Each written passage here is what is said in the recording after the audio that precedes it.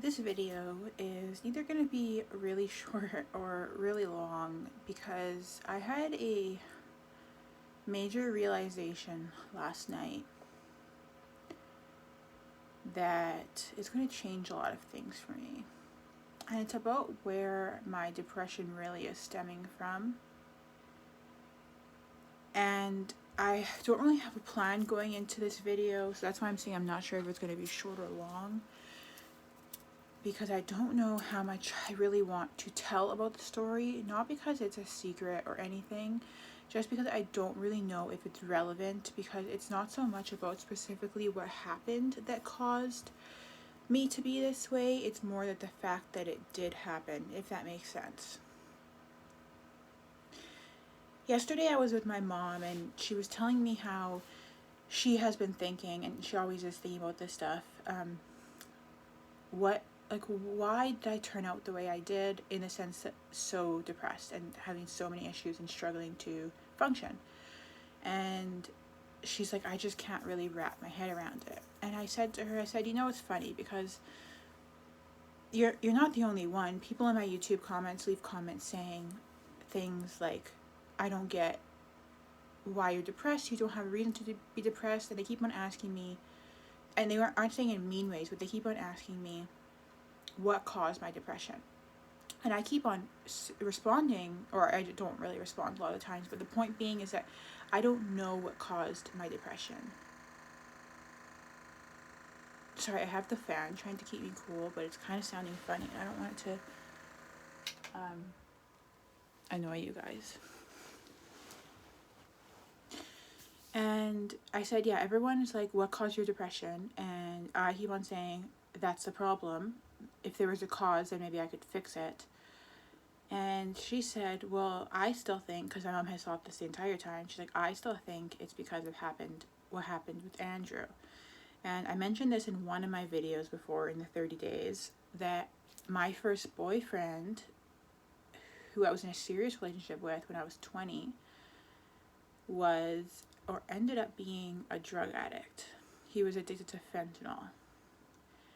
And it completely changed my entire life. And I always knew that it had a big impact on me, but I've tried to, I've overcome that relationship. I've moved on from it logically, so I kind of had to let it go over the years, and I thought I did, but I think that I'm stuck in trauma from that time. And the reason why I think that is because ever since everything with him happened, which is, if you guys want to know the story of what it's like being in a relationship with a drug addict, I can make a separate video. I just don't really feel like anyone really cares, or it's even relevant. Even though I had been depressed my whole life, it was not bad. It was just regular people depression. It wasn't to the point where I couldn't function, which is at the point I have in all my 20s now, where I actually am unable to function because of the depression. But ever since everything happened with him, and I eventually broke up with him because of his drug addiction, my life went downhill fast and never recovered. And the most obvious sign that, don't ask me why I haven't been able to really pick up on this, but ever since he told me about his addiction, I started crying, and he dragged me through his addiction. I started crying every single day, and I never stopped. And I never used to cry every single day before that. So doesn't that there itself, and then I got really severe headaches. I had all these symptoms started to happen to me within 6 months of all this stuff with my ex-boyfriend, finding out about his drug addiction and everything that he dragged me through with it. I started crying every single day. I lived downtown and I worked downtown. I would walk to work every day crying all the way to work. I'd go in the bathroom at work and cry whenever I could. I'd go just cry every hour. And I never stopped crying. It never stopped. To this day, I've cried every single day for no reason. I keep on crying and saying, I don't know why I'm crying. I don't know why I'm so miserable. I don't know why I'm so depressed. I don't know why I'm so much pain. There's so much pain inside of me, and I don't know why. But if I'm crying, and that's when that's about the pain, and the crying started when this incident happened, does that not mean that was the cause of it? It must be. And there's so many aspects to it. If hopefully none of you have been involved with a drug addict of a like severe drug addiction, which he did end up overdosing and passing. It's very traumatic. It was very traumatic. He was constantly gaslighting me. He stole $7,000 from me. He destroyed so much of my life. I was just graduated out of college. I was educated. I was highly intelligent. I was a go-getter. I was, doing well. And I had this job that I worked in IT, and I got a promotion, and that promotion involved relocating me to Vancouver. So I accepted the promotion, and it was for a job doing like my dream job, which was event planning. And I coordinated and planned events for an IT company all over the world, and I also would get to travel to them. So it was all over America, Europe, New Zealand, and that's where the events were. That's where I'd get to travel. Like, it was like this dream job. I was so good at it, which is why I got this great job at the age of like 20, 21. I got this promotion, and they were sending me out to Vancouver, to get me started, because I was supposed to move in the next 6 months. And they sent me back repeatedly over this time. I kept on saying, eventually, because of the addiction that I was dealing with my ex-boyfriend, I was having mental breakdowns, and I couldn't handle anything more. That's when I stopped being able to handle life. And I don't, that's why I'm saying it's so silly. I don't know how I didn't like put all this together, because I seemed to be able to handle life. Even though I had depression before that, I was handling things. And then as soon as this happened, I started malfunctioning. I started having all these symptoms. I was just breaking down. I wasn't able to exist as a human. And yeah, so they kept on sending me back, and I kept on saying, like, I can't do it. And they're like, come on, like, we really want you. They wanted me to take that job. I was good at the job. And it was a dream job. So I was going to start my first week in Vancouver, and my flight left that Monday morning, and it was Sunday, and my ex-boyfriend, he was like visiting his mom out of town. And he phoned me, and he said, I have to tell you something. And he said, I'm addicted to drugs. And I said, what drug? And he said, fentanyl. And I wrote it down because I didn't know what it was. And then I looked into what it was, and I was like, oh my God, that's horrible. And I went to, this is when it all started. It was like this day, and it was like my life was like okay. And then after this day that he told me he was addicted to drugs, everything went horrible. So I went to Vancouver the next day. I flew to Vancouver, and this just early 21-year-old girl having this dream job where I get to travel the world and do what I wanted to do. And they rented me a Airbnb in the middle of downtown Vancouver, and I was there for a little over a week.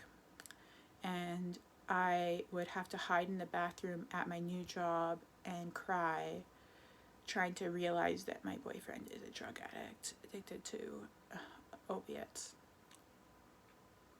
And when I would leave work for the day, which I could barely handle, I'd go back to my Airbnb and sit and cry. And I just had this, I had this dream experience of getting to do this. They're paying for me to stay in this nice place. I'm in downtown Vancouver. I should be out like doing things, but instead I never left except to get food. And I just was constantly bawling, crying. And then, I got back, and I told him I'd stay with him if he had to get better, and he promised he wanted to get better, as addicts do. And he just kept lying to me and gaslighting me, and I would just turn into a crazy person. I started I developed PTSD from this, because fentanyl, it was like the drug he used to snort it, and it was like a dark bluish greenish color, and and it was so obvious he was using when I look back, but I was so naive. Like, I just didn't understand. He used to borrow hundreds of dollars of mine at a time, which is why he ended up owing me $7,000, which he never gave me back, because he used to just take money from my credit card, and I just let him. I was like, yeah, that's fine. Like, no worries. Like, I just trusted people. Like, I was just very naive and innocent. And he'd go in the bathroom for because he'd lived with me, and he'd go in the bathroom, even before I knew about the drugs, he'd go in the bathroom for half an hour at a time every night, and he was preparing his stuff and doing it. But I just thought maybe he had stomach issues or something. I don't know, I was just this, I just trusted people. I was like, whatever, I'm not gonna question him. And So then I would, but once I found out about this, I would bleach the bathroom floor, the counters, I would bleach everything. And then after he'd go in the bathroom, I'd go in there with like a flashlight and I'd like look in every corner to see if I could see like a fleck of his drugs. And I just started to go crazy. I started to think I was insane because I would like catch him using, like I'd actually catch him and then he would like tell me that I'm imagining it and that it wasn't happening. And I didn't understand what gaslighting was at the time. I didn't understand everything. Like I said, I was very naive. And I started to think I was crazy. I was like, am I like insane? Like, am I making things up? And he would like yell at me and just be so mean to me. And I just took it because I had some childhood stuff. Like, I didn't come into this and be this fully like having everything together person. Like, I already had issues, but they weren't at the level that they became after this period. And then after about a year of him lying to me about quitting and just me being obsessed with looking at his pupils and just going like insane all the time, eventually I had to like cut off all contact with him and everything. And it was, I just went so far downhill. And that's when I started wanting to end my life. I started to experience repeating phases of wanting to end my life. That's when it all happened. And like I'm saying, I don't get how I didn't put this together because, I don't know, I just blamed it all on my childhood, but my childhood wasn't that bad. Like I had some stuff that happened and I had parents who were emotionally unavailable because of stuff, and like I was a very miserable, sad, depressed child, but it was like not the same as this. Like this was something else. And then within like 6 months of all this, of me deciding to like leave him, I started developing severe headaches and they never went away. I had them for like 7.5 years and not a single day without them. I ended up overcoming them last year, but they still kind of like, I still have issues with chronic pain. Even though the headaches aren't there, there's chronic pain constantly. And it's not like a coincidence. Like all this stuff happened after him.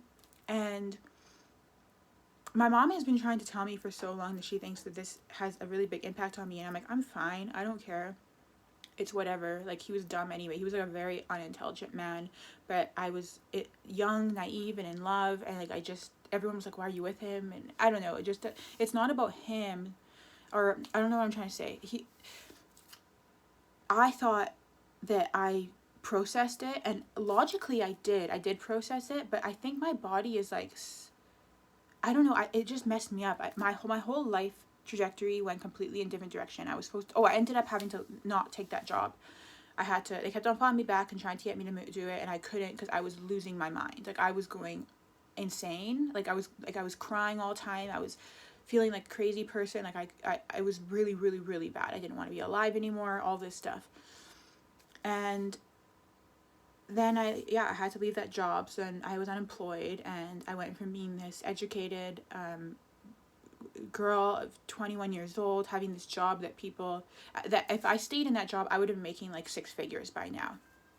I would have been like, it's a big loss. It's a big grievance, and there's a lot of, I guess, I kind of just was like, oh well, that life wasn't meant for me. But I guess maybe I'm like kind of upset that, like, subconsciously, that he took all of that from me. Like, he took my livelihood.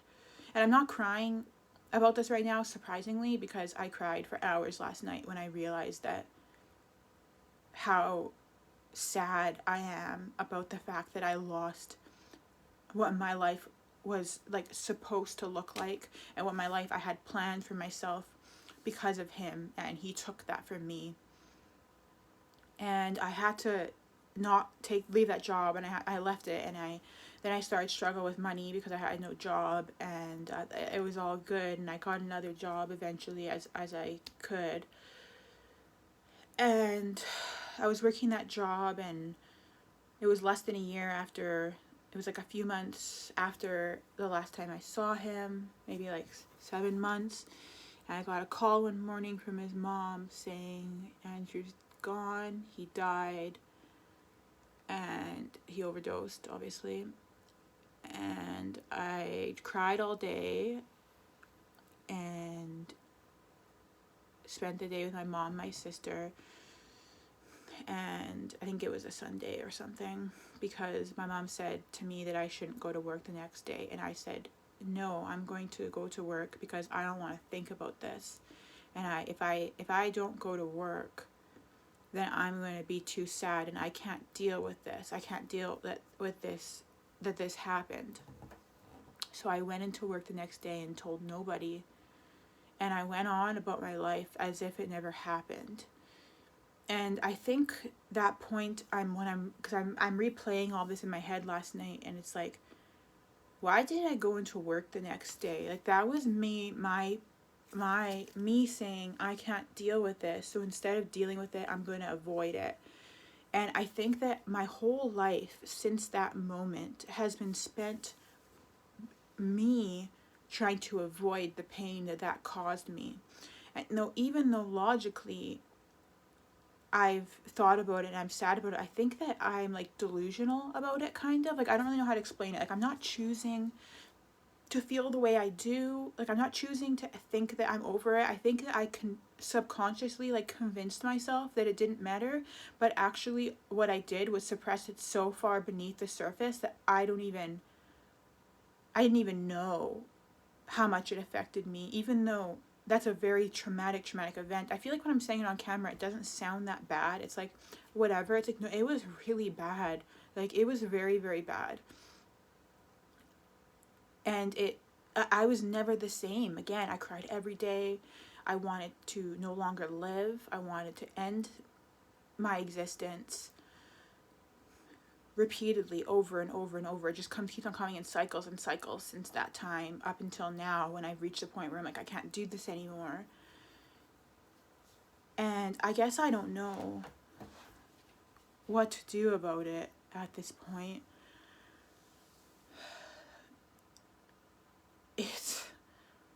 There's a lot to process, right? Like, I have to grieve the life that I should have had. But as a spiritual person, you say, what is should have, and this was meant to be, or was it not meant to be? But also, I had a potential to have what I've always wanted, which was a normal life, a good job,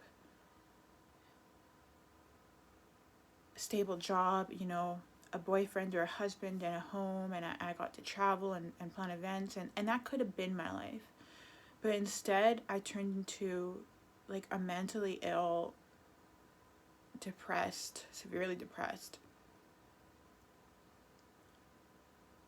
chronic pain, just this special version of hell on this earth for me. And so I have to grieve all of that. That's one part about it. And then I have to figure out how to process this trauma that I thought I processed, because I've cycled through processing this trauma, but I don't think I realized to the level that it affected me, because like I said, all of my symptoms started after this event. Does that not directly have a correlation, saying that is the cause?